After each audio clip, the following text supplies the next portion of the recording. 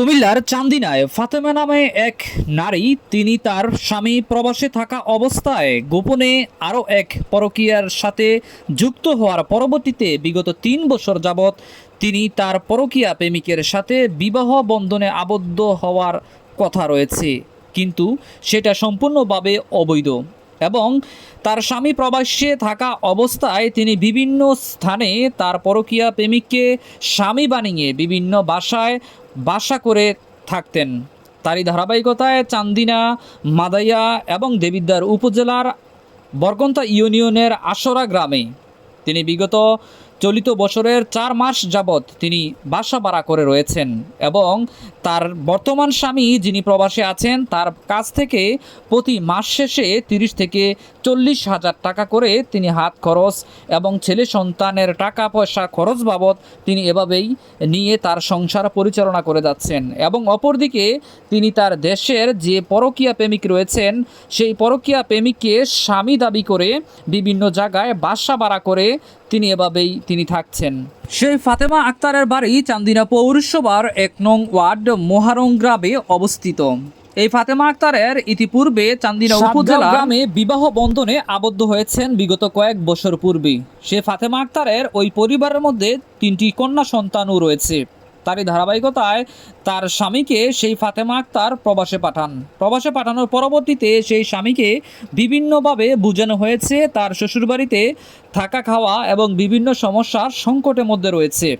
এমন অবস্থায় তিনি শহরে কিংবা চান্দিনা, মাদাইয়া যে কোনো স্থানের মধ্যে বাসা ভাড়া করে থাকলে তার জন্য সুবিধা এবং ভালো হবে। বিভিন্নভাবে স্বামীকে সুন্দর করে বোঝানোর পরবর্তীতে স্বামীর আদেশ দেওয়াতে বিভিন্নভাবে বিভিন্ন স্থানে তিনি বাসা ভাড়া করে থাকেন। প্রতি মাস শেষে সেই বাসা ভাড়ার এবং খাবার খরচের সকল টাকা পয়সা প্রবাসী স্বামী দিয়ে থাকেন। এবং তারই ধারাবাহিকতায় গোপনভাবে তিনি দেশের পরকীয়া প্রেমিককে বিভিন্নভাবে তিনি স্বামী দাবি করে বিভিন্ন বাসার মধ্যে তিনি তাকে নিয়ে থাকতেন। গত ডিসেম্বর মাসের ৪ তারিখে ফাতেমা বেগম তার পরকীয়া প্রেমিককে সাথে নিয়ে কুমিল্লার দেবিদ্বার উপজেলার আশরা গ্রামে আবুল কাশেমের বাড়িতে তিনি একটি বাসা ভাড়া করেন। সেখানে পরকীয়া প্রেমিককে নিয়ে ওখানে স্বামী স্ত্রী পরিচয় দিয়ে তিনি একটি বাসা নেন। বাসা নেওয়ার পরবর্তীতে বিগত ৪ মাস যাবৎ বসবাস করে যাচ্ছেন। এদিকে যে বাড়িতে ভাড়াটিয়া হিসেবে ছিলেন ওই বাড়ির মালিকের সাথে কথা বলতে চাইলে তারা বলেন স্বামী স্ত্রী পরিচয় দিয়ে আমাদের বাসার মধ্যে বিগত ৪ মাস যাবৎ তারা বসবাস করছেন। আমরা তাদের পরিচয় জানতে চাইলে তারা আমাদেরকে স্বামী স্ত্রী পরিচয় দিয়ে তারা থাকছেন বলে এমনটাই জানিয়েছেন। বুধবার দুপুরের দিকে তাদের মধ্যে কথা কাটাকাটি হয় স্বামী স্ত্রীর মধ্যে কিংবা পরকীয়া প্রেমিক এবং কি সেই ফাতেমা আক্তারের সাথে। একটি পর্যায়ে দুজনের মধ্যে কথা কাটাকাটি হওয়ার পর তাদের মধ্যে মারামারি সৃষ্টি হয়েছে বলে জানিয়েছে ভুক্তভোগী ফাতেমা আক্তারের ছোট মারামারি হওয়ার কিছুক্ষণ পর সেই রুম থেকে বাইর হয়ে যান পরকীয়া প্রেমিক আকিদুল ইসলাম। তাৎক্ষণিকভাবে সেই ৩ থেকে ৩.৫ বছরের কন্যা সন্তানটি বাইর হয়ে গিয়ে সবার কাছে বিষয়টি জানান। সবাই ঘটনাস্থলে এসে রুমের মধ্যে দরজা খুলে দেখে একটি মৃতদেহ পড়ে রয়েছে। তাৎক্ষণিকভাবে কুমিল্লার দেবিদ্বার থানায় বিষয়টি অবগত করলে কুমিল্লার দেবিদ্বার থানা থেকে পুলিশ এসে লাশ ময়নাতদন্ত করার জন্য কুমিল্লা মেডিকেল কলেজে প্রেরণ করে। এ বিষয়ে কুমিল্লা দেবিদ্বার থানার ভারপ্রাপ্ত কর্মকর্তার সাথে কথা বলতে চাইলে তিনি বলেন মৃতদেহটি ময়নাতদন্ত করার জন্য কুমিল্লা মেডিকেল কলেজে প্রেরণ করা হয়েছে। ময়নাতদন্ত হাতে আসার পর বিস্তারিত। তবে মৃত ফাতেমার মায়ের সাথে কথা বলতে চাইলে ফাতেমার মা জানায় সে এখানে বাসা ভাড়া করে থাকছে তা আমরা জানতাম না এবং যেই আকিদুল যেই ছেলেটির কথা বলা হয়েছে তাকেও আমরা চিনতাম না। এবং তার বান্ধবীর সাথে কথা বলতে চাইলে সে জানায় বিগত ৩ বছর পূর্বে গোপনভাবে তার স্বামী থাকা সত্ত্বেও সে গোপনে আকিদুল নামে একটি ছেলেকে বিবাহ করে রেখেছে বলে এমনটা জানিয়েছে তার এক বান্ধবী।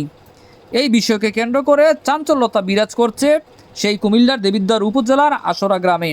স্থানীয় এলাকাবাসীর সাথে কথা বলতে চাইলে স্থানীয় এলাকাবাসী এবং কি যেখানে বাসা ভাড়া করে থাকতেন প্রত্যক্ষদর্শীরা জানায় তারা প্রতিদিনই বিভিন্ন সময় তাদের মধ্যে কথা কাটাকাটি হয় এবং আমরা আশেপাশে যারা আছি তারা প্রায় সময় দেখি তাদের এই রুমের মধ্যে মারামারি কিংবা কান্নাকাটির আওয়াজ শোনা যায়। এই বিষয়কে কেন্দ্র করে তাদের সাথে কথা বলতে চাইলে তারা আরও জানায় প্রতিদিনের মতো আজকেও তাদের মধ্যে ঝগড়া বিবাদ সৃষ্টি হয়েছে, কিন্তু এমন ধরনের ঘটনা হবে তা আসলে কেউ কাম্য করেনি। এই বিষয়টিকে কেন্দ্র করে পুরো এলাকায় চাঞ্চল্যতা বিরাজ করছে। তবে ফাতেমা মৃত্যুর পূর্ব মুহূর্তে তার 3 সন্তান এবং কি তার প্রবাসী স্বামীকে রেখে গেছেন। বিস্তারিত দেখানোর জন্য চেষ্টা করছি, আপনারা আমাদের সাথেই থাকুন।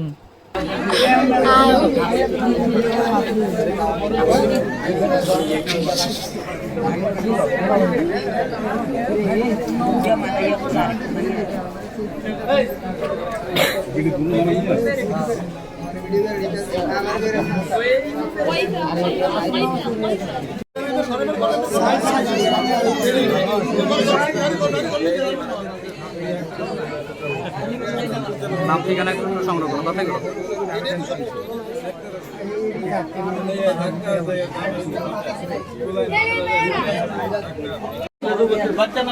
হ্যাঁ, নামাই দেন।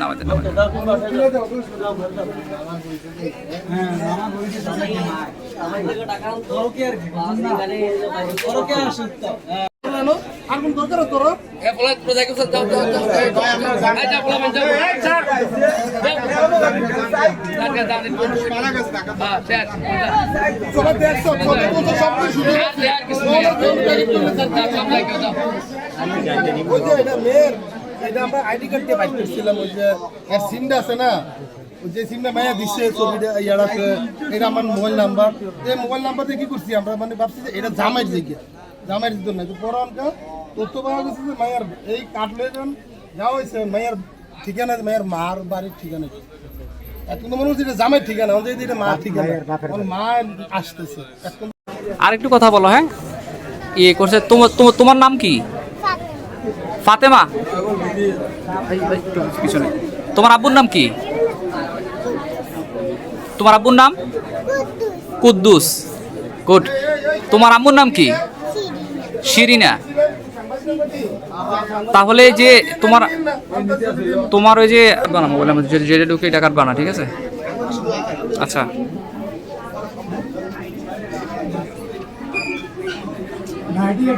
বলতে পারবো না আমি ঢাকা থেকে আইছি। আচ্ছা। আয়শা কি শুনলেন এখানে? আইসা শুনলাম মেয়ে সাক্ষ্য দিল যে ওনার মামা হয়, যে মার সাথে বসবাস করে থাকে। হ্যাঁ, তারপরে মেয়ে বলছে পুলিশের কাছে সব স্টেটমেন্ট আছে। কথা বলতে পারবে না কেউ, কথা বলেন না। আঙ্কেল, তোমার আম্মুর কি হয়েছে?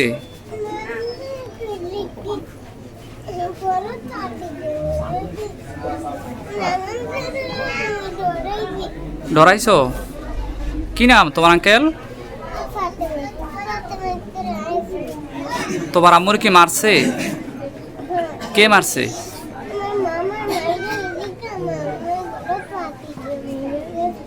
তোমার মামা মাইরা গেছে গিয়া?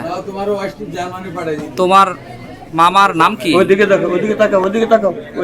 তোমার মামার নাম কি?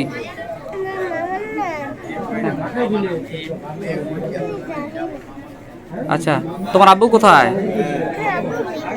হ্যাঁ, বিদেশ। তোমার আব্বু বিদেশ। তোমার মামাই কি আজকে আসছিল? বুঝছি। হ্যাঁ,